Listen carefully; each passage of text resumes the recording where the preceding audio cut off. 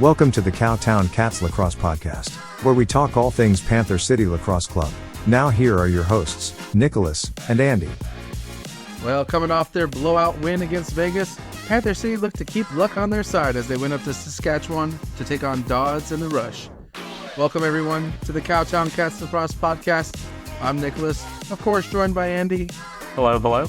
Andy, after that huge performance they had up in Vegas, it would be interesting to see if Panther City could keep that momentum and keep that performance going when they were headed up to Saskatchewan to take on the Rush. Mm-hmm. Yeah, that Las Vegas victory, I think that was Panther City's second in a row. However, it sandwiched a bye week in between that and the Riptide win. So we thought, okay, here's our chance to finally get some consecutive game momentum going just after 1 week. And Yeah, maybe it didn't go quite as planned, and we'll get into that as we talk about the game. But a couple of pregame notes: the Rush, unfortunately, they just let go of their offensive coordinator. Yeah.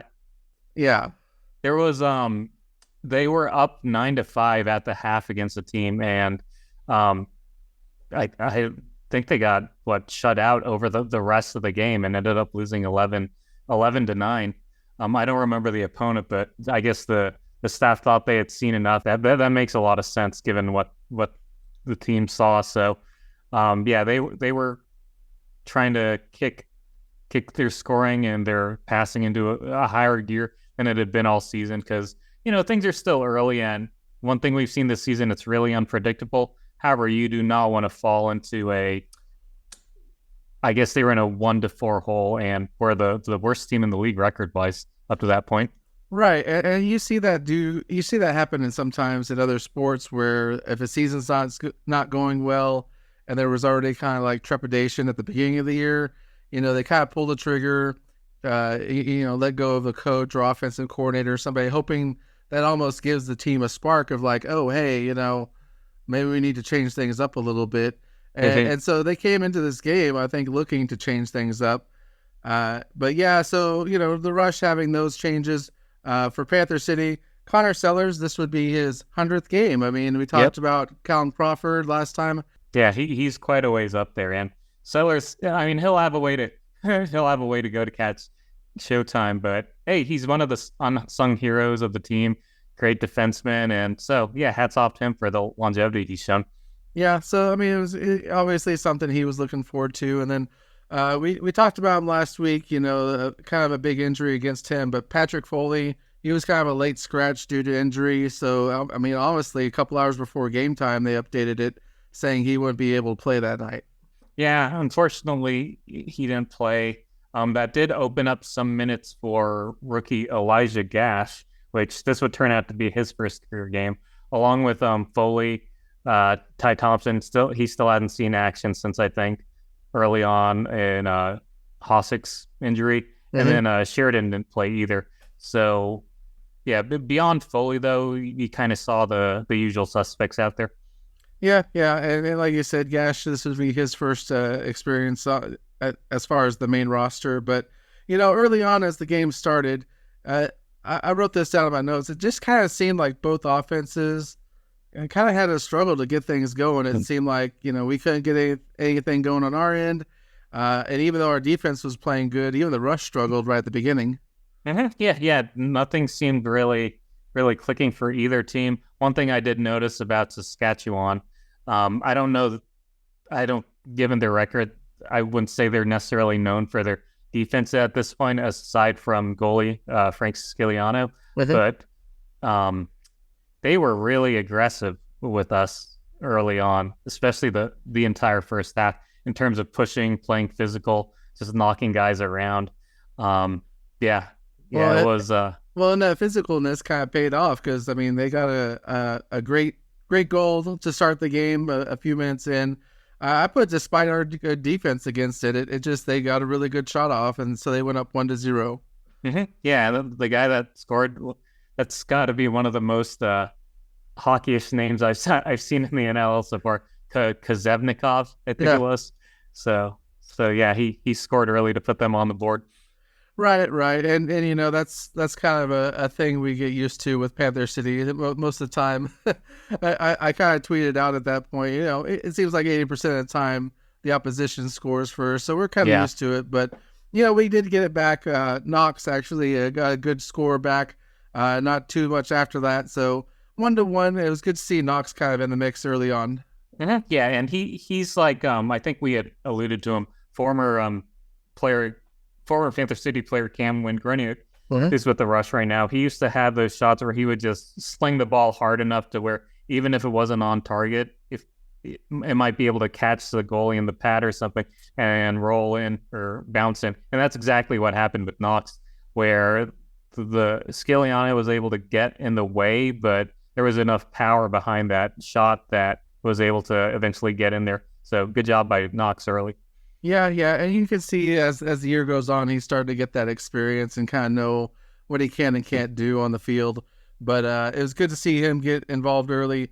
So this didn't end up in a score or anything like that. But even early on, I mean, we talked about Gauthier. Obviously, scrapping with pretty much every team out there. He got a really good steal early on and got a good turnover, and I was just like, heck yeah, man, good for you. Yeah, I'm glad you mentioned that, because seeing that in real time is like, oh man, that was a great. I think it was he intercepted the pass, yeah, and just snatched it right from him, and again, it didn't lead to any direct points, but it just shows you how good these players are. And yeah, Gauthier, the fact that it's Gauthier, you knew basically, okay, the offensive possession is over, but maybe you can sneak in a steal here and there. That's exactly what he did. So, yeah, it was fun to see that level of focus from him.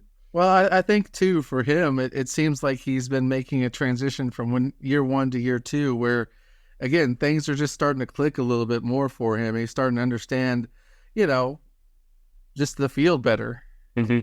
Yeah, absolutely. So, I don't remember which player it was, but the Rush had a similar interception, I think, later on in the first that, again, didn't lead to any points, but they don't get the spotlight too often compared to the offensive players or the guys in net. But, yeah, the NLL's defensemen make some really, really huge plays that every now and then look pretty nice as well. Oh, yeah. It was a good little highlight for us, but... shortly after that, there was a penalty against Saskatchewan, which was delayed, obviously, because we had the ball. And so we pulled Daymood, got a 6-on-5 advantage, which led to, of course, Crawford. Crawford gets another score for us, goes up 2-1. Mm-hmm. Yeah. It's basically Showtime picking up right where he left off last week, where I think they ended up correcting it to a 14-point game. But, yeah, it's nice to see him go early. The ball was moving around well.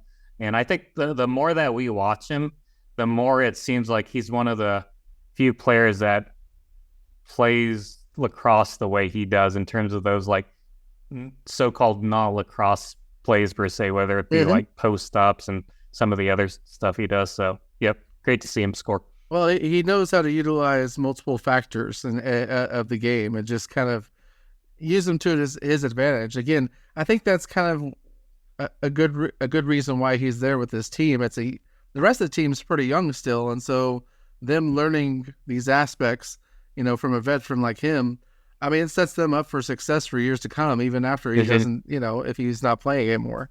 Mm-hmm. Yeah, thankfully for us, he is still playing and playing at a pretty high level. Right.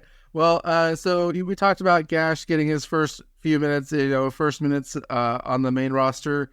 Unfortunately, it led to a penalty towards the end of the first, which unfortunately led to a score by the Rush. So, we talked about, I forgot who it was a couple of games ago who had some early game action and got into penalty early on.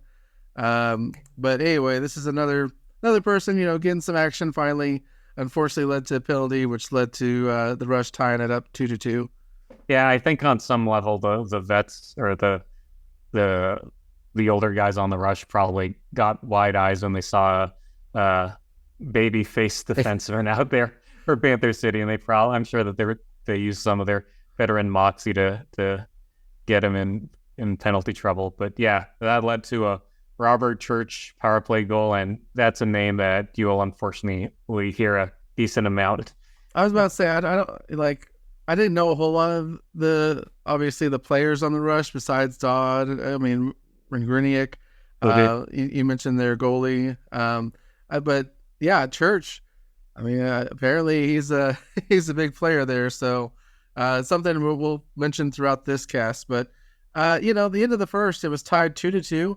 I mean, I just kind of wrote down, both teams just kind of having a hard time getting things going. It just seemed like a lot of work going on out there. Mm-hmm. Yeah. And so, it wasn't the most aesthetically pleasing game if you like a lot of high scores and fancy passing and whatnot. But one thing I did love was that it was very competitive for both teams. And given that our predictions for how this game would turn out, Saskatchewan did not look like a 1-4 team out there.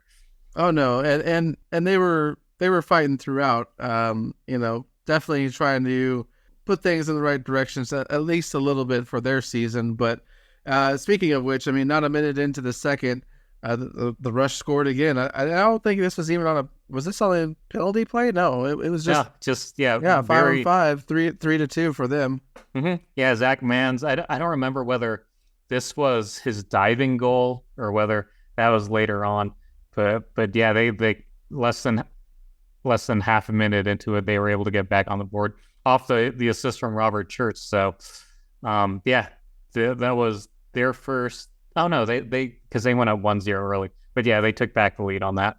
Yeah, and they would hold on to the lead for a little bit, but a penalty led to a great play of the night, and spoiler alert, possibly my play of the night, but. Crawford to Malcolm, that connection is always going to light it up. It just seems like every night.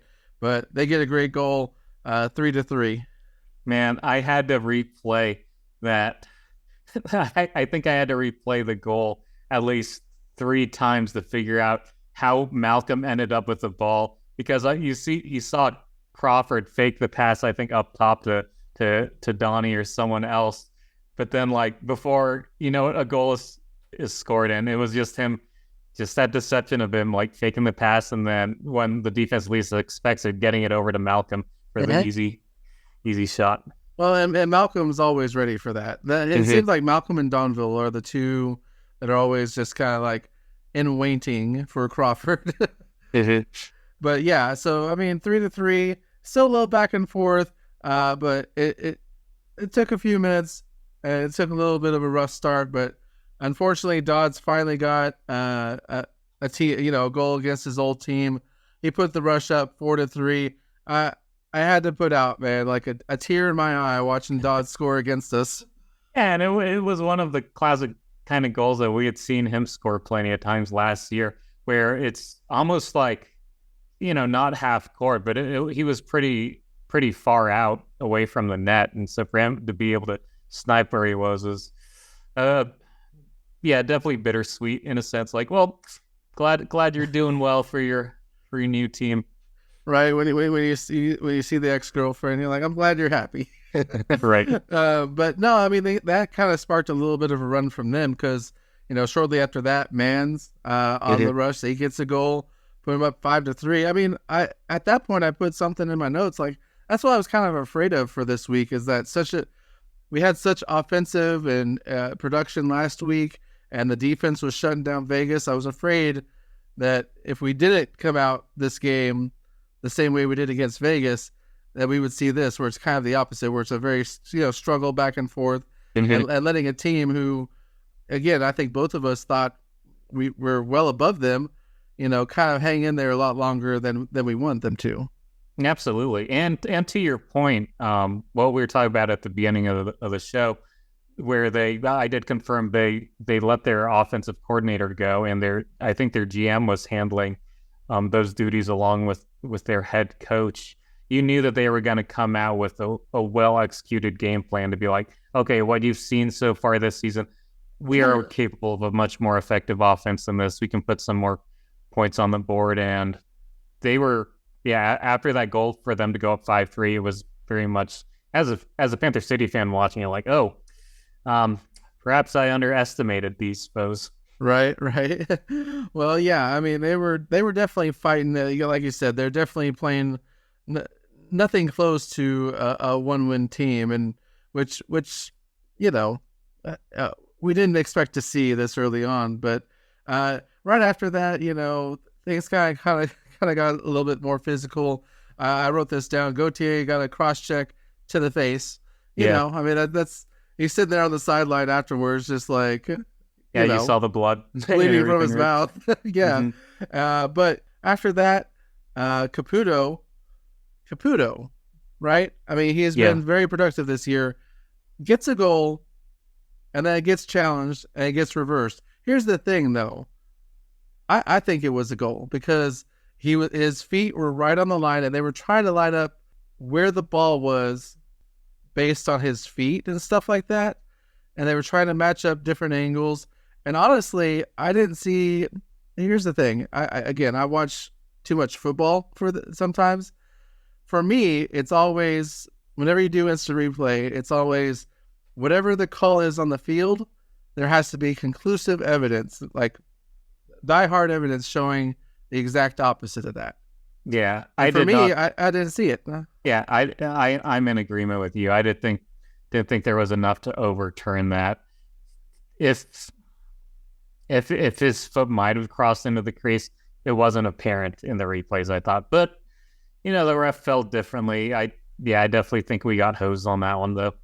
Well, and I hate to point this out this early, but honestly, that might have been a difference maker there. But either way, Caputo's goal didn't count, and still the offense had some struggles. We were kind of going back and forth. Not a whole, like you said, almost a lull right there after that, because almost like we got deflated. But the last possession for us, I mean, I guess Will Malcolm was like, you know what? Look, if we're going to go into halftime, we're not going to go into halftime down by 2. He gets a goal with 1.4 seconds left. And again, another great goal by him, but it put us up 5-4 right before halftime. Yeah, and it was great ball movement with that. I think the ball went from it was either go to Donnie to Malcolm, and Malcolm was in midair when he caught it and slung it in, all in one motion. So that's actually foreshadowing. I think that's a pretty good play of the game contender. Yeah, I mean, honestly, like you said, in the halftime was 5-4, like I said, but it wasn't a high scoring half, but it was a very competitive half. It was a lot closer than we expected, obviously, but it was very hard fought between both teams. Mm-hmm. Yeah, looking at some of the stats from that half, shots on goal were pretty even: 28 for Panther City, 26 for Saskatchewan. Ciliano did have a few more saves relative to Damute, but again, it was just a 1-goal deficit at that point. Face-offs are really even. Power plays, neither team was really got a whole lot of points out of it, because there honestly weren't a ton of penalties in that first half. Panther City did have a whole lot more loosies, apparently 15 more in that first half, but the effort was there, I suppose, but it's not that Saskatchewan was lacking for it either. So it almost felt like, okay, that's nice, but in some ways that was an empty stat because it wasn't leading to any big halftime lead. Right, and I'll ask this real quick. I mean, after obviously we both saw what we did in Vegas, watching that first half, it kind of just felt, I don't want to say off or weird or anything, but it just felt like whatever we had last week in Vegas just wasn't there. Yeah, whatever the team sold their soul for to have an offensive juggernaut in Vegas, just I guess came back to haunt them or pay the piper or something. Right, but it just, that's what I mean. It felt like we had to struggle and work for everything we got. But going into the third, honestly, I thought, okay, well, maybe we can have one of our patented second halves where we kind of come out, and kind of turn things around. And sure enough, early power play led to Tony Malcolm again, getting a goal, 5-5. That's a hat trick for him, which I think this is his second game in a row with a hat trick. But did he have one in New York? No. He had one in. Well, he definitely had one last game. Yeah. I don't remember if he I had think one in New York just two or in a not. row, but I mean 2 games in a row with a hat trick. That's pretty good.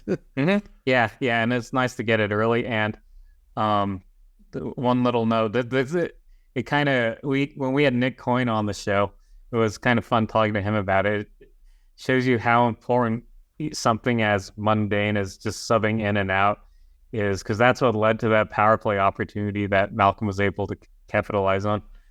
Yeah, well, and they took advantage of it, obviously. But yeah, I mean, Malcolm's always been aware of what's going on around him, so Is it? it's obvious that that he can take advantage of stuff like that. But 5-5 at that point, I was like, okay, here we go. But the Rush, I mean, they were sticking in it. They struck back. Honestly, I had to write down the description of this goal because every once in a while, again, I pointed this out before, every once in a while there's that goal against us, and you hate to say that it was a really good goal, but it really was. But the Rush, I forget who it was. I mean, he faked low, so Damoud went low, and then he immediately pulled it up and shot up high, and caught Damoud off so much that he was able to get a goal. Yeah. So you hate to see it, but I mean, they went up 6-5. Yeah, I think it was Robert Truce that was able to do that. Yeah, and he was probably, I mean, if there was a player of the game on their side, aside from Shiliano, Church definitely showed out and showed what he was capable of in terms of playmaking and scoring. And yeah, I feel like there were at least a few of those goals in that game where you could just kind of see the exasperation on Damien's face, like not in a like, oh, they got me way. It's just like, shoot, these guys are good. Yeah. Well, and that at least that one, he's gonna look back on it and be like, okay, maybe I need to not bite as hard on that shot. But that actually sparked a little run from them.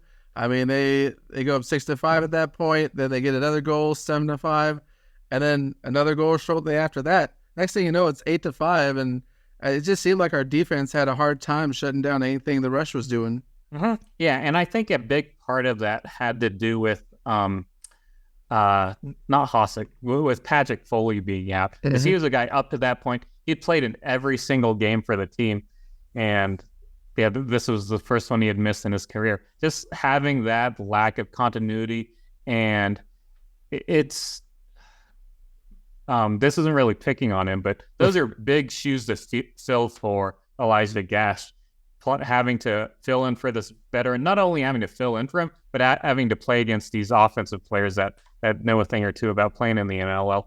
So just a perfect storm for some defensive struggles, certainly during that third quarter. Right. Well, and they were definitely just like kind of, the Rush was hitting on all cylinders during that run because it just seemed like we couldn't get anything going defensively against them.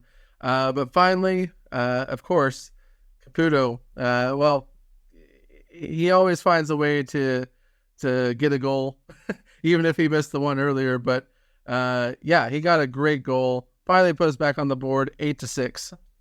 Yeah, and that goal, so many of Caputo's goals are like off offensive rebounds, like right place, right time. This one was kind of funny because I think he's either caught the rebound or scooped up Belusi, and Donville was he had just gotten decked from behind, so he was like lying down next to him. And Caputo basically is like I think he was trying not to step on his buddy when he shot the ball.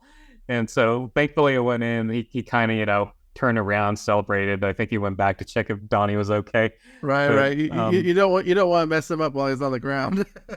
Yeah. So, but yeah, it was another classic Uncle Phil score. Right. Well, and it helped kind of, break the streak from the Rush and kind of cool things down a little bit for them. But I had to write this down because it's something I noticed during the game. I talked earlier about just how the defense was having struggles.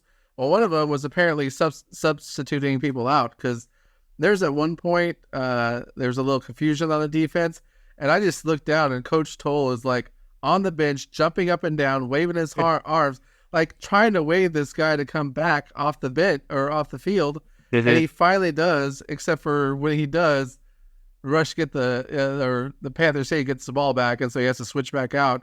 And I just saw defeat and Coach Toll. He's like, like, why didn't you just do it like I told you? Yeah, and it's funny, I actually the way the Rush and some other teams where they have the cameras located, I prefer it when they have the bench up top so you can kind of see player reactions. Saskatchewan has it to where the bench is at the bottom, which isn't the best vantage point, but you do get moments like that where you can see a bit more of the coaches and players' more animated reactions. And it really kind of shows how tough it is. The whole like running in and running out, just like if the ball keeps changing possessions or switching sides of the floor, then you're going to have a lot of chaos. Yeah. And it just, like I said, led to the confusion they were having on defense, it seemed. But after that, things kind of calmed down a little bit. And one of your players, Tony Malcolm, finally getting on the board. You put us a little bit closer, 8-7. Yep. Gotta love those transition goals.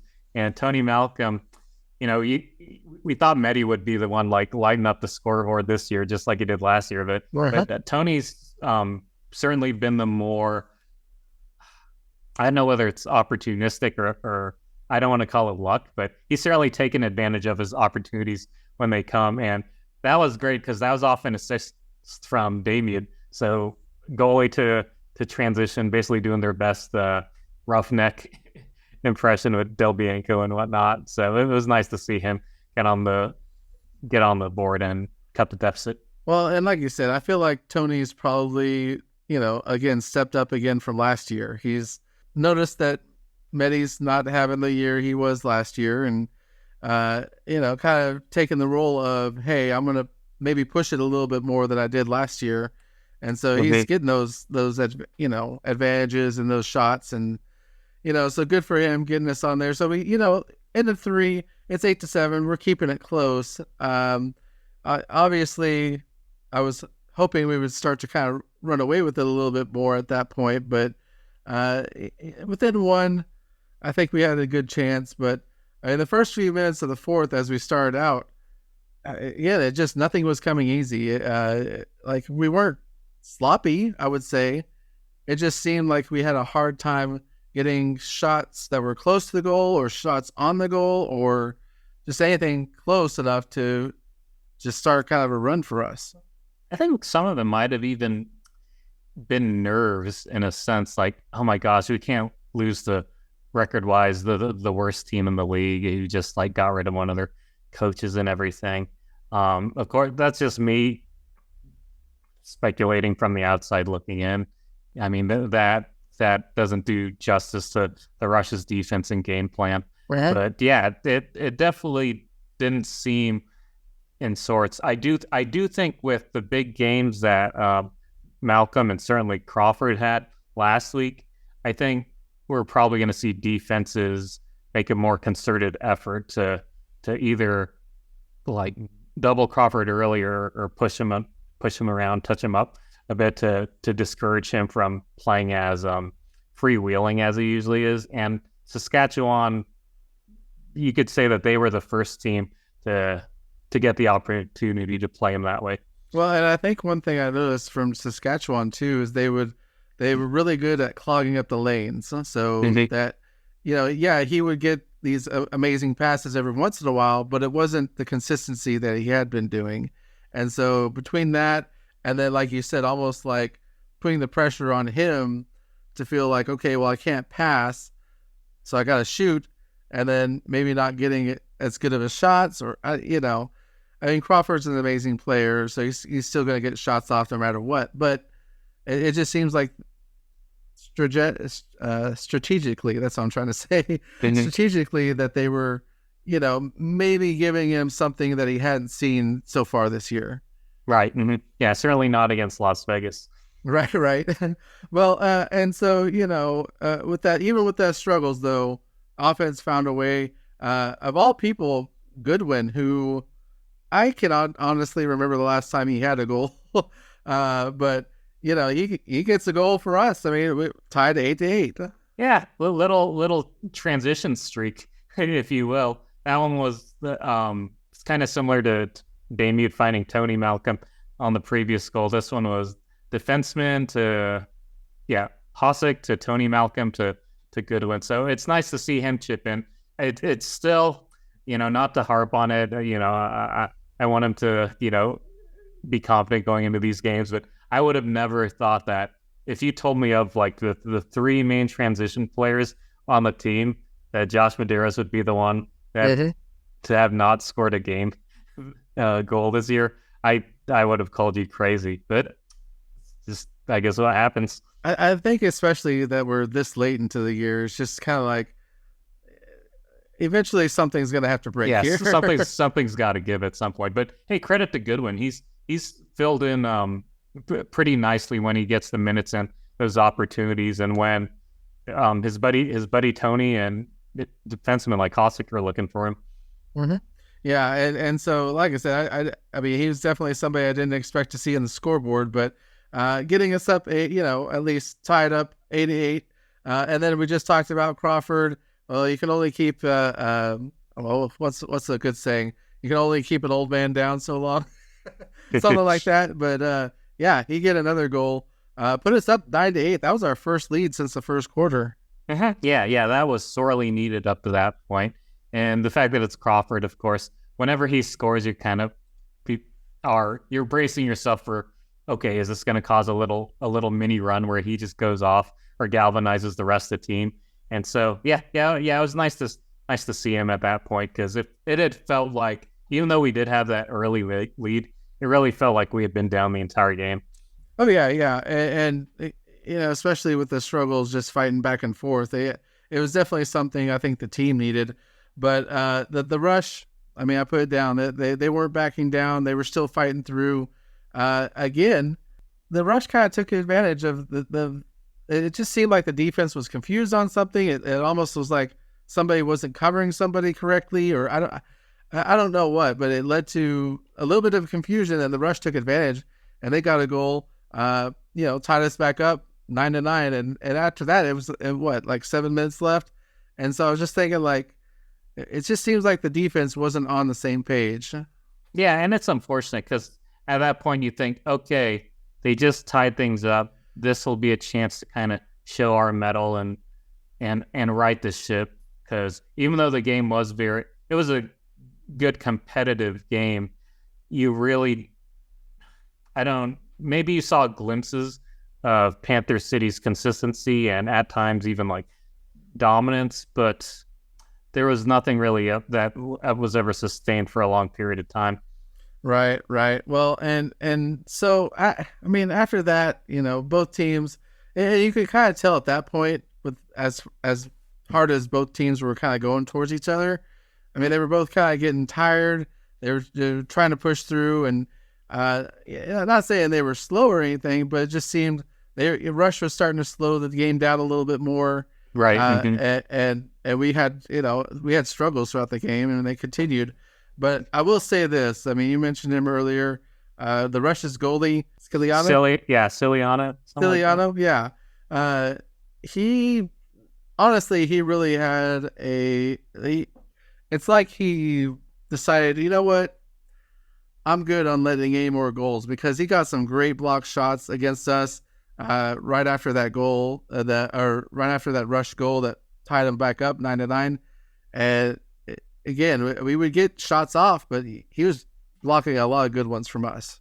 I think before the game, when they were kind of comparing him and Damiud's stats, Damiud, I want to say they were both tied with a pretty good save percentage, like right around the high 70s.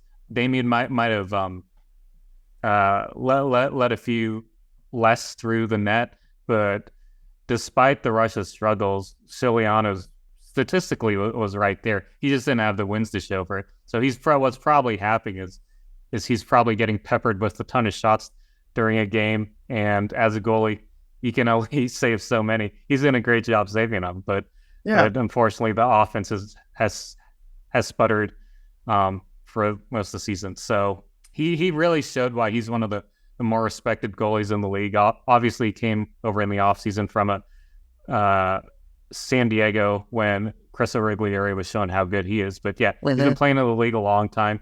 He's always done well. And unfortunately, I wouldn't say he had our number per se, but he certainly didn't help our effort. Oh yeah, no, and that's why I kind of want to give some props to, the other team, especially with him playing so well in that last, 5 to 7 minutes, because, 5 minutes left, big rush goal. I mean, yeah, and it was huge for them. It put them up 10-9. And at that point, I was thinking, okay, well, there's still plenty of time left, and we're only down by 1. So we've seen this story before this year. Yeah, and man, for inaugural season fans of Panther City, you might recognize the name Mike Triolo as a former Panther City player. And we saw Dodds score one on us earlier, and this last goal by Triolo, you could tell he was pumped and happy. So not saying that these guys have vendettas against Panther City right. for letting them go or trading them, but they're taking advantage of the opportunity. yeah, absolutely. I mean, who knows? Maybe we're lucky that when Grenier didn't get off their bench. Right. Well, and so that happened, and again, a few minutes go by. It's kind of slowing down. Finally, with a little over a minute left, we pull Damoud, try to get some things offensively. And I put this down. At one point, we turned the ball over, and Damoud had to run off the bench to get back to the goalie. I was like, man, that guy can move. Yeah, I'm sure it happens more often than it I guess it should, but just seeing a poor goalie having to waddle and like all those pads like maybe towards the bench because they think an empty net situations coming, but then their team turning it over, and I'm just waiting for the time when the opponent's already running back downfield, but the goalie's still going towards the bench. And it didn't happen today, thankfully. But yeah, at that point, it was almost like too little, too late. The rush, whatever they were doing to either pack the lane in the middle of the floor, basically make each shot difficult. I know Showtime was starting to, I don't want to say jack up shots, but he was got in quite a few shot attempts late, but you could tell the angles were just off and didn't have much of a chance of going in. Well, and I think they were just kind of trying whatever at that point. But, I mean, that set us up. We finally got the ball back. That set us up for, a finale that we had hoped that would kind of turn in our favor. But 20 seconds left. Maybe some magic can happen. And it almost did. It's one of those that you wish you could have just a couple seconds back, because I think Will Malcolm would have realized exactly where he was on the floor. Yeah. And we thought he got a goal, and they reviewed it, and it was pretty clear, unfortunately. His feet were both on the line. But I think if he knew where he was situationally and on the floor, if he had one back, that would be it, because I think he could have made that. Yeah. Box lacrosse, like some other sports we know, is a game of inches or maybe centimeters. I don't remember if Canada's on metric or standard. But yeah, it was a great would-be goal, but just the fact that his starting point was from when his toe was touching the crease. Yeah. It just it was a great effort, but you knew at that point, after they missed that, 10 seconds left, and they didn't have the ball either, right? Right. So that was a turnover. It just, at that point, you're like, even if we somehow pull off a miracle turnover, that's not a whole lot of time left. But it was a good effort by Malcolm. Unfortunately, it led to, the final of 10-9 with Saskatchewan getting the win against us. Yeah, they made us eat crow, that's for sure. Well, I wrote down. It definitely was not what I expected after watching watching us in Vegas. Mm-hmm. Yeah, because you expect that. Okay, we're not necessarily going to put up 21 points again, ever this season, right? But I was thinking about how okay, this team just got rid of their offensive coordinator. They just had a bye week. And so basically one could say that there was no scouting report on this, whatever offense they were going to come out with. So in that sense, when we were talking about the third quarter, that made me think about how this is essentially a completely new offensive team, depending on what schemes they're running. So that would definitely work to Saskatchewan's favor. That sort of, I guess you could say, element of surprise in a sense.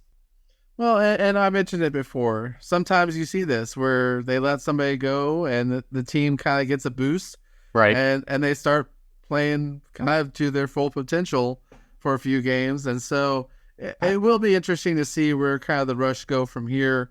I mean, I'll keep a side eye on it. I don't really expect them to kind of completely turn their season around. I mean, I'm not expecting Georgia Swarm kind of turn around, but it will be interesting to see kind of what they do as the year goes on, because obviously if they can kind of be competitive towards the end of the year, that's going to make things, interesting in the off season for them. But, unfortunately we left Saskatchewan with a loss, but that's not without, a couple of things that maybe went our way, a couple of stats that maybe went our way. That, of course, leads us to Mr. Andrew's stats of the game. Mr. Andrew, what stats do you have for us this time? Well, there is a few. We can glean a few positives from this. There weren't a whole lot of penalties overall. Neither team had them. I think Saskatchewan had 5 to our 3. So we both did well on the power play opportunities. Saskatchewan, off of our 3 penalties, they scored 2 times. We scored 3 times off of their 5. So that was pretty even. And honestly, as fun and iconic and thrilling as two guys beating each other up might be, it is kind of nice to see just like a nice physical yet overall, I guess, arguably clean lacrosse game where they can just kind of focus on the sport and kind of play the chess game to see who's the better team. Face-offs were similar to the first half. They were pretty even. Ronan Pusch is continuing to do well in the dot. I think he went 12 for 22. And there were times visibly where you could see he would, I think, scoop the ball behind him and be able to backpedal and chase it down and get it to a teammate pretty quick. So he's gotten pretty good at that. Obviously, as the season goes on, he's going to just get more and more experience doing what he's already a specialist for. So Tyler Burton, get well soon. Ronan Pusch has been filling in admirably for the vet during this season. Shots on goal and saves, I think they tell a pretty big difference in the game. Damude faced 42 shots and saved 32 of them for 76%, which isn't bad. You would like to see that a bit over, kind of closer to 80%, but it's all right. I think he had a solid game overall.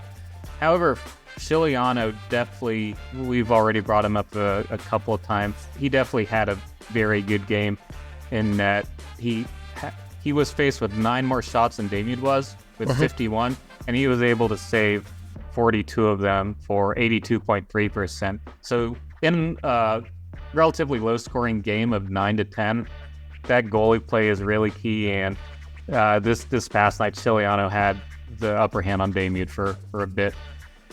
Last thing I want to go over, the shot percentage of who you would expect to be some of our main scorers just wasn't there on this night. Donnie went 0 for 9, and Crawford, he did score 2 goals, but they were on 11 attempts. Last game against Vegas, he didn't even attempt double-digit shots on goal, and he went 8 for 9. And obviously that's certainly not a stat you see every day, but it was going to be tough for them for us to win if those 2 guys weren't really getting the opportunities they were accustomed to. Will Malcolm was able to help kind of shore things up on that end. He went 3 for 7. And of course, we mentioned Tony Malcolm and Pudo and Knox, other guys that scored here and there. But with only one of the main guys shooting and above, let's say like 30% from the field. Yeah, it was rough sledding on that side of the ball. Yeah, and a few things from your notes. I would say, with Lapuche, I mean, I think he's doing. He seems like he is getting better every week. He's finding out, again, kind of different things he can do with face-offs and stuff like that, which helps him almost get a good advantage against really good face-off specialists, like we saw even against Georgia. But yeah, it'll be interesting to see what happens, as the year goes on in that spot.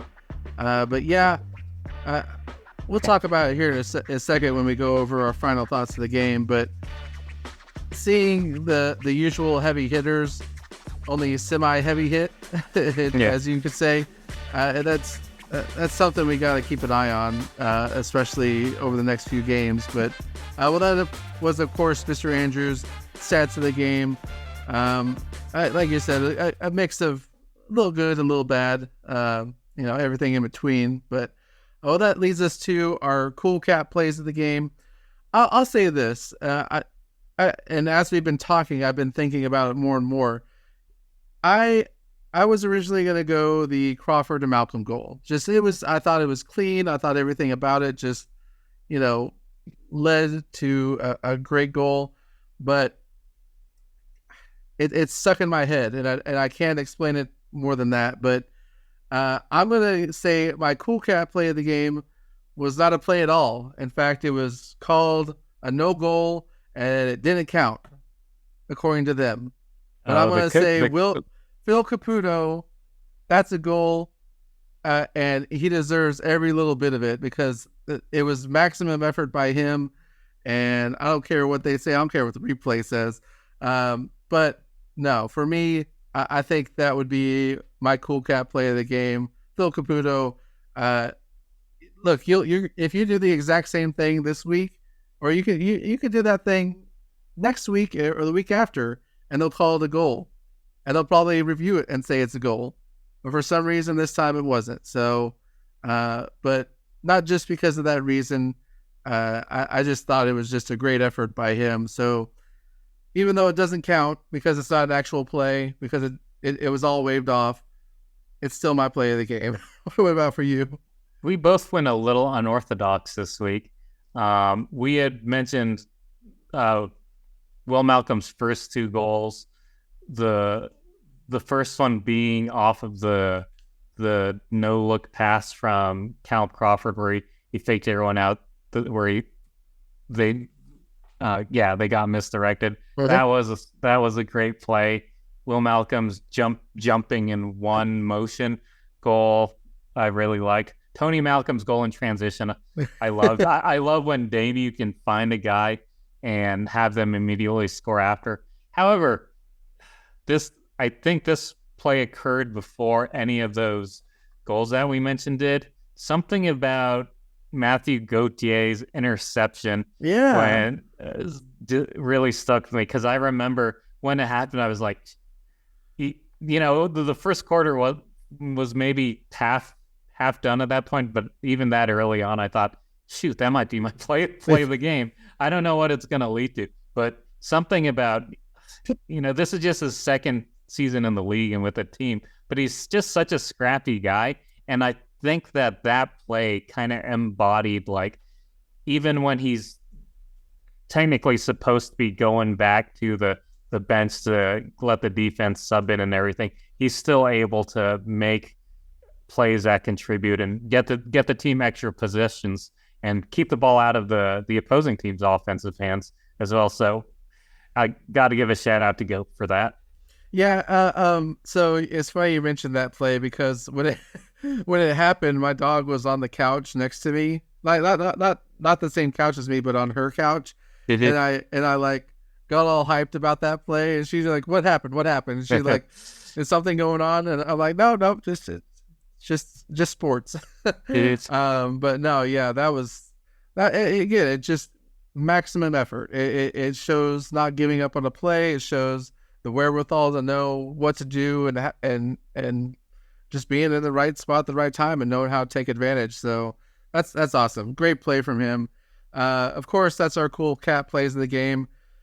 Finally, our big cat players of the game. I'll let you go first. Who do you have down for your big cat player of the game? I think a lot of players did pretty well. Tony Malcolm had an excellent game. A losing effort. This was a little trickier because I actually didn't choose them beforehand this time like I usually do. So I'm just kind of scanning the box score in my memory banks. I think I'm actually going to go with both of the Malcolm brothers this game. Will Malcolm, he was the leading scorer with 4 points. Well, Crawford was the leading point getter. Will Malcolm was the leading goal scorer with 3. 3 on 7 shots. He also had 8 loosies. And he had the potential game-tying goal to end the game. That unfortunately, his foot was just a little too far into the crease.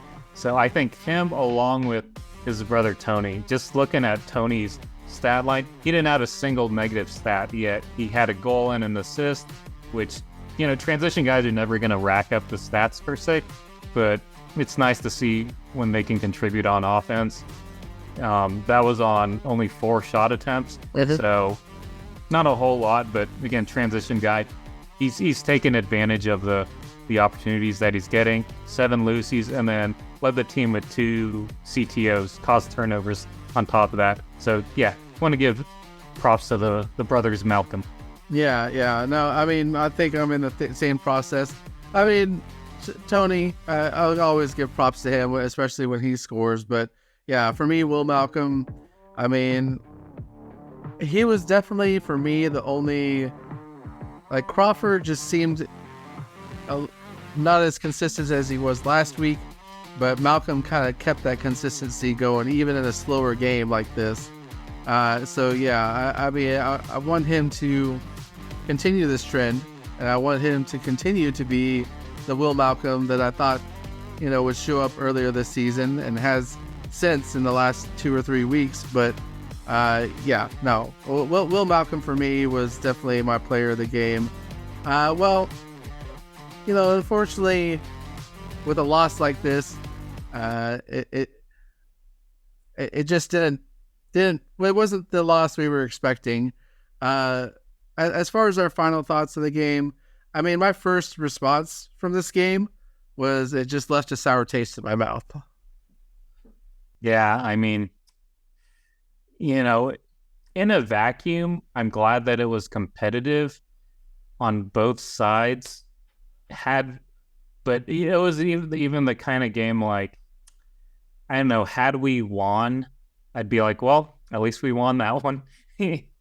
Just something like, I mean, there are positives to glean from every game. But yeah, I'd have to say it was a letdown. And, we know that the team's been away from home for a while. This is the last game of this long road trip that they always have to go on. But yeah, it's just like we said before, it wasn't what we were expecting. And yeah, hats off to Saskatchewan. Yeah. If there's one silver lining, I'm like, hey, Dodds, got to win. Right. We got to see Dodds again. Right. Yeah, I just, you hate to say something like we played down to our competition. I think the competition kind of rose to the occasion this time. Mm-hmm. I think that was more of the case. But I will say this: I think the defense has a lot to work on because between the subbing confusion and just who's covering who at certain points, it just seemed like they just weren't on the right page. And yeah, coming off of a game where we kind of essentially shut out Las Vegas. I'm not saying Vegas and the Rush are the same team, but you would expect something to transfer from that game into this game, and for some reason it just didn't. I don't know if I would be that harsh, because when I think about it, it's like, well, all things considered, they did manage to just hold them to to 10 goals. But at the same time, there were plenty of times where you could tell guys were just kind of like pointing to each other, like, you've got him, no, you've got him. Or like if a shot got past Damude, he kind of looked at the defenseman like, come on, like, yeah, got to help me out or apply more pressure or something. So that's what I mean. They weren't consistently on the same page, I guess. Yeah. Mm-hmm. So I feel like they have something to work on before they get back here. And the offense, I mean, again, it's not like they were bad, but it was work. And you can't just have, the same 2 or 3 people. You can't just expect them to have crazy games every week and expect to win, because that offense needs. I mean, yes, it's great that Caputo and Crawford and Will Malcolm. It's great when they have amazing games like they did, but it's the rest of the offense that needs to. In these type of games, especially, it's the rest of the offense that needs to show, hey, we gotta contribute too. And not saying Knox or any of those other people weren't helping, but it just seemed like, I hate to say it, but look at Rush's scoreboard. Like Church was what their main scorer, right? With 5 points. 4 and 4. So yeah, 4 8 and total. 4. But they had 10 total points, which means they spread that ball around everywhere and in multiple scores. Whereas ours, it just felt like, yes, we got a few transition goals, great, but offensively, it was Crawford, it was Malcolm, and who else? Caputo. Yeah, and Caputo had 1. Crawford and Malcolm were the other ones who had multiples. Yeah, and so I don't know. I feel like it feels like we took 2 steps forward last week, and then we took 1 step back this week. So I hope that's something they can kind of work on as they get ready to come back home. But we do leave Saskatchewan in the rearview mirror as we finally come home after a month and 5-6 days. A whole year has passed. Right? Honestly, yeah. But they come back home this week against a familiar foe in Colorado. And Colorado is, coming off of a interesting game of themselves. They just had a huge loss against San Diego, losing 16-7. So they're going to be hungry for something. Yeah. It's, I don't love facing teams right after a beatdown like that, especially not one that, in some ways, they're almost like a mini rival to us. I know one of the last home games we played against them, Caputo and Jordan Gillis got into it at the end. I think Caputo pretty firmly won that battle. Before then, I know Medi and their other guys are getting into it. Well, not only that, but their game against home, even when we went up there that next week, I mean, they still continued it. Oh, yeah. Yeah, so, and I think from what I've seen of Colorado, that's kind of their kind of game plan, or that's how they like to play. Not saying that Panther City can't mix it up, but I'd prefer Brett Mitchell. I know you love mixing it up, but sometimes like don't let it be at the detriment of the team per se. Right.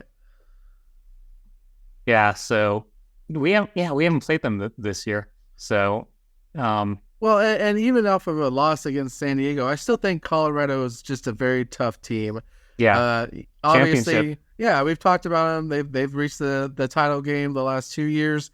Something just changes when they get they're like the Kansas City Chiefs, they barely squeak into the playoffs and then they start going on runs.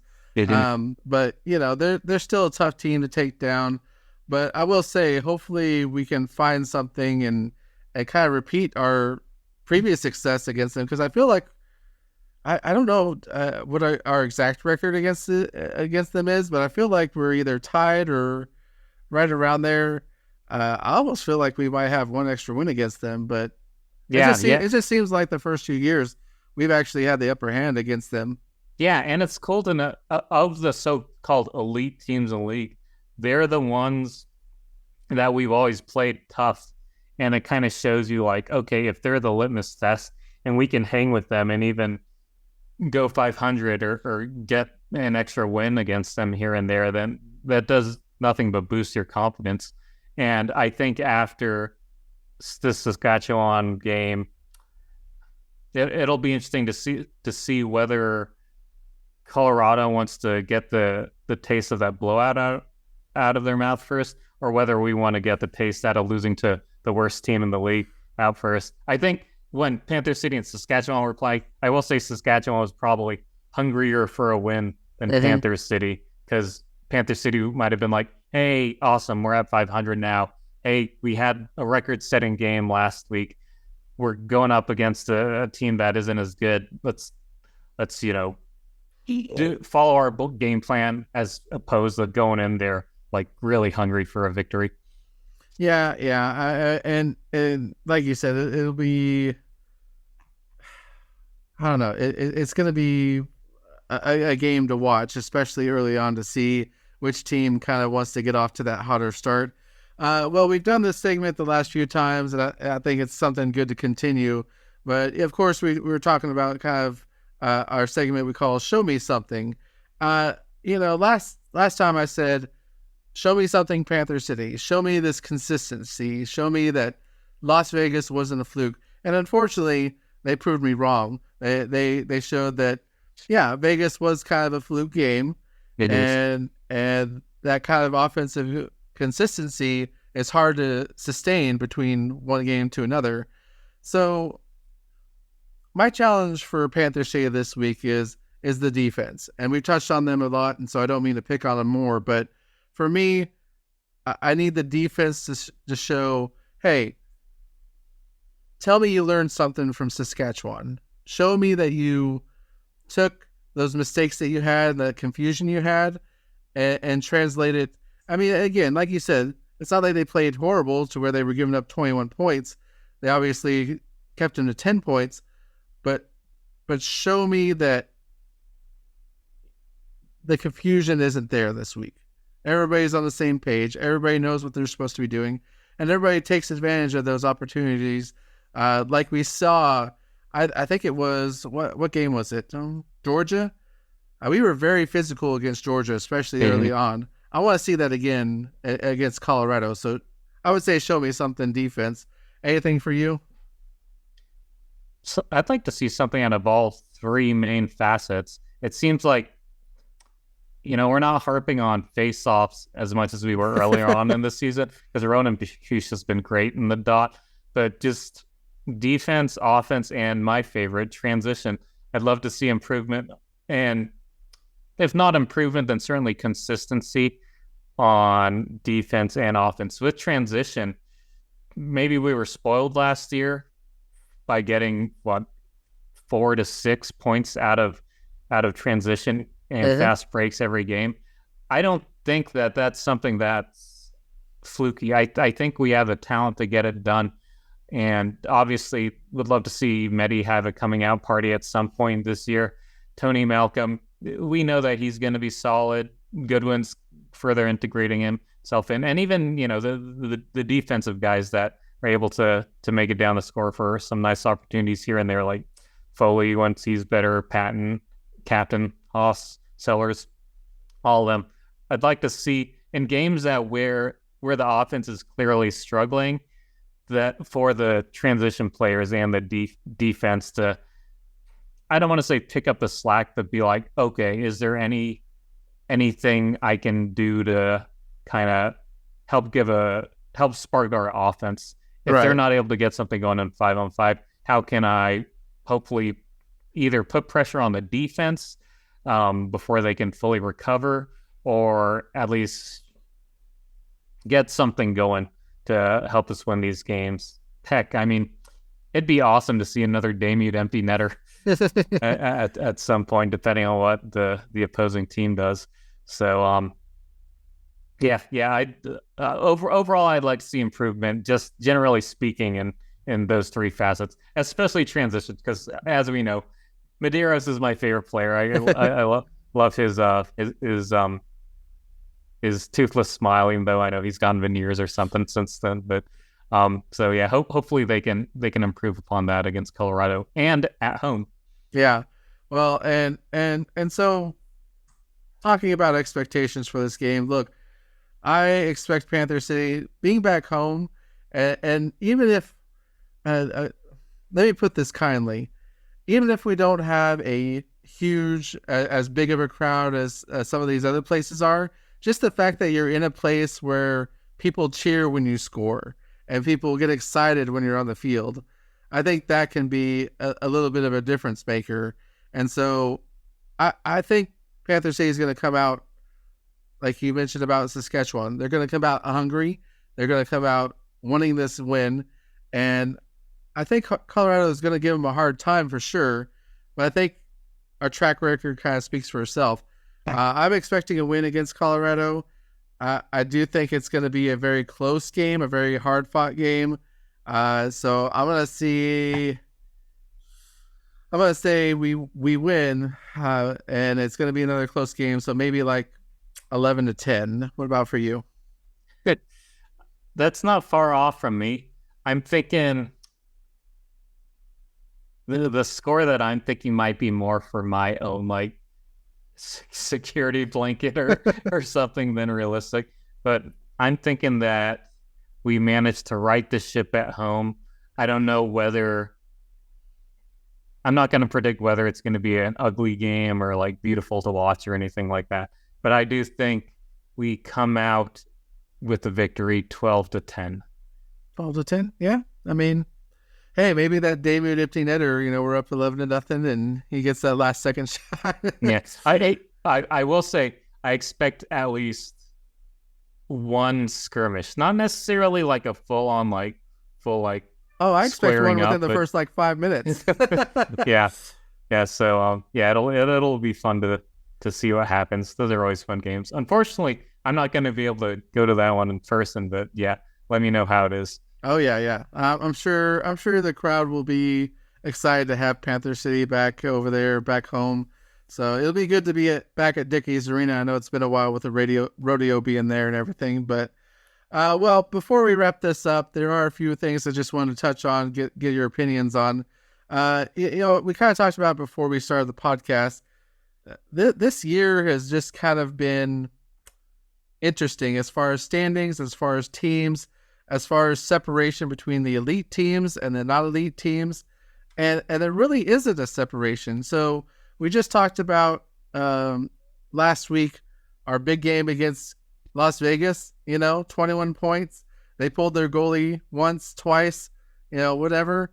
Well, 3 times a goalie. I mean, seriously, in Vegas for sure. But the Vegas came back this week and they beat Albany, who only had one loss previously and been kind of tearing through. And not only that, but their goalie, Landon Kells, who we scored a ton on last week, he was the player of the week. 46 saves and only 6 goals allowed. It just kind of shows you the craziness that's going on this year. That between Albany, them beating Albany, and then just like these teams that you wouldn't expect to be at the top, kind of at the top.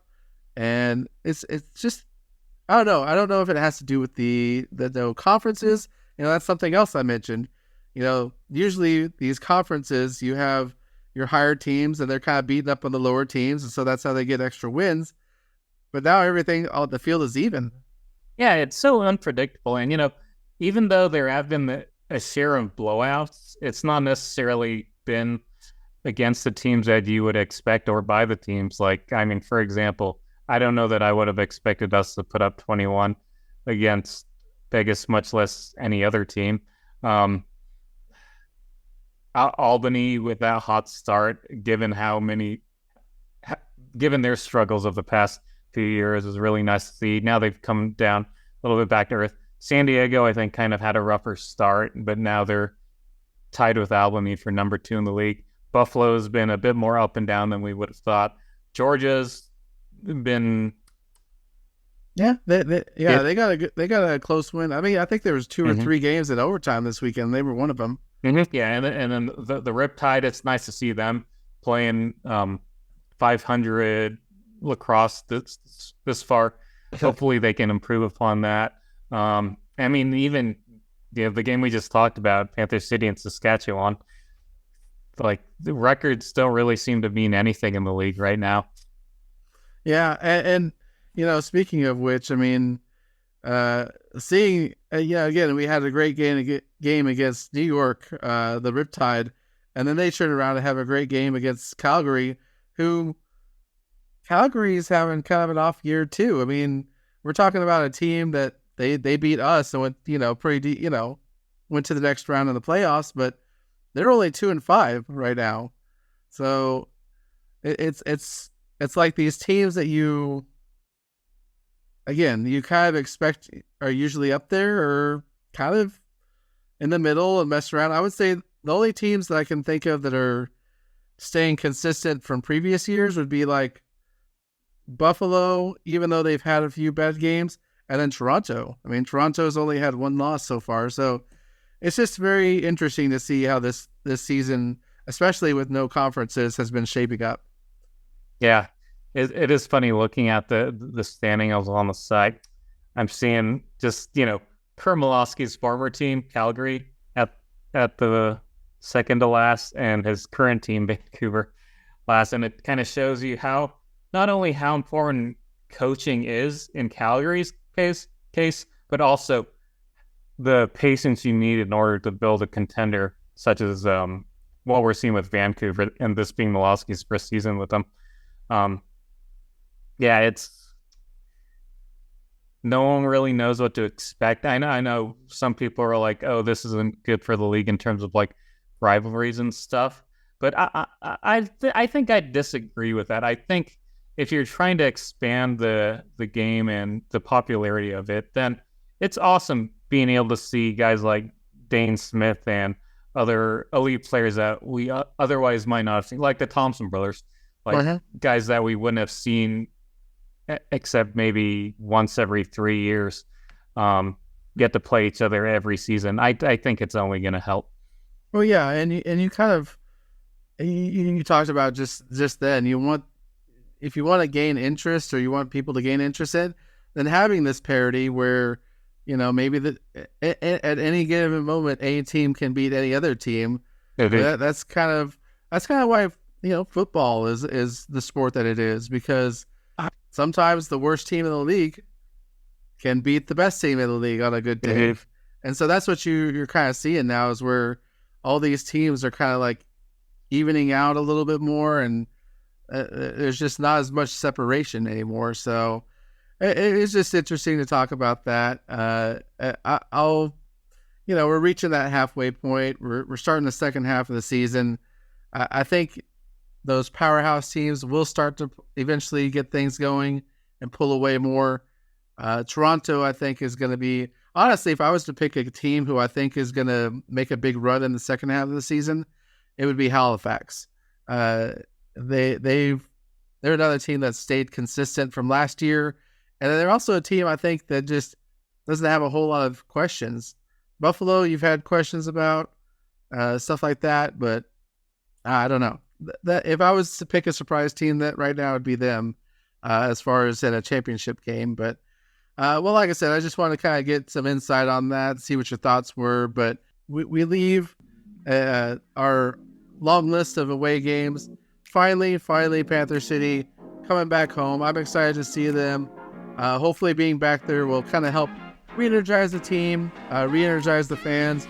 We can get a good crowd out there, and kind of bounce back from the kind of another down week. But as always, we want to thank everybody for listening to us. Be sure to follow us on Instagram, Facebook, X, or Twitter, and YouTube. Thank you guys just for everything. I'm once again Nicholas. And I'm once again Andy. And we'll see you all next time. Sweet. Cheers, y'all.